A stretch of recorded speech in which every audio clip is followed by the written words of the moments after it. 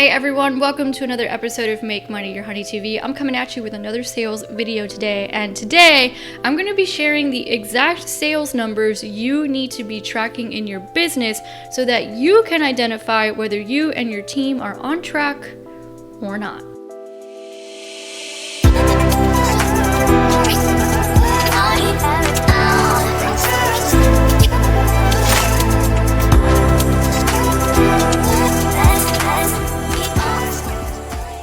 As always, welcome to all new subscribers, and if you haven't subscribed yet, make sure to subscribe and hit the notification bell because we're bringing new videos every week where we are sharing the art and the science of influence, particularly in online marketing and sales. So button is down below if you haven't done it yet.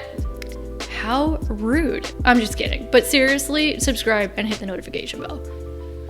All right, everybody. So I train people on how to do sales in their businesses. That is part of what we do in my company. It is a huge part of our Persuade to Profit program. And I also manage a sales team for my own business. And there are a few things I've noticed when I'm talking to business owners and sometimes sales professionals. So it's one or the other. Scenario number one is I ask you what your numbers are. How many leads are you talking to? How many have you closed? What's your close ratio? They can't tell me. They have no idea, right? And oftentimes if they can tell me, they're not talking to enough people, but that is a story for another time. Or the other scenario is they are tracking a bunch of stuff that they don't need to be tracking. They have like 15 bajillion metrics that they don't really need.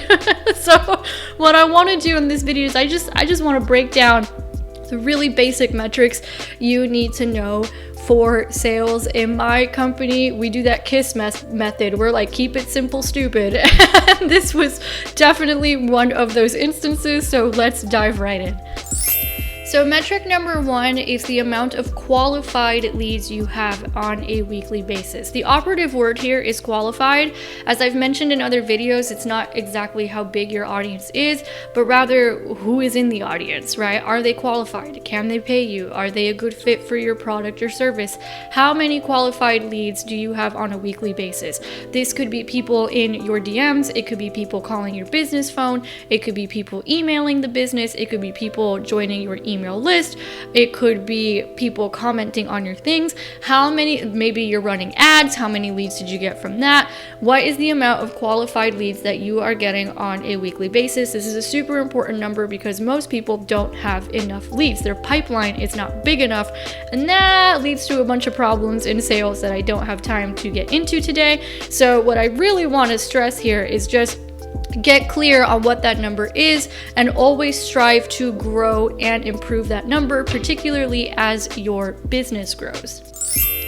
Metric number two is how many of those leads actually got on the phone with you, right? Whether you called them or you set up a time to meet, how many of them do you either have a conversation with or have a scheduled conversation with? Super important. You need to know how many leads are converting from lead to phone call and figure out what that percentage is. And if it's like relatively low, then maybe that means that you need to tweak your outreach or tweak your prospecting or tweak the conversation so that you're able to get more conversations, because more conversations lead to more closes and more closes lead to more money. All right, number three, how many of these people did you close into clients after you had a conversation with them? This is super important. This is called your closing ratio. It will let you know whether or not you need to improve your sales skills. So statistics say that like bare minimum, like you can fumble your way into this, is 25% close rate. My clients are getting 90% close rates. So why do the bare minimum? The goal is to figure out what that close rate ratio is, and that'll be a really good indicator of whether or not either you or someone on your team needs more training, need to tweak a couple things. So really, really important to know that number as well. All right, guys, that's it.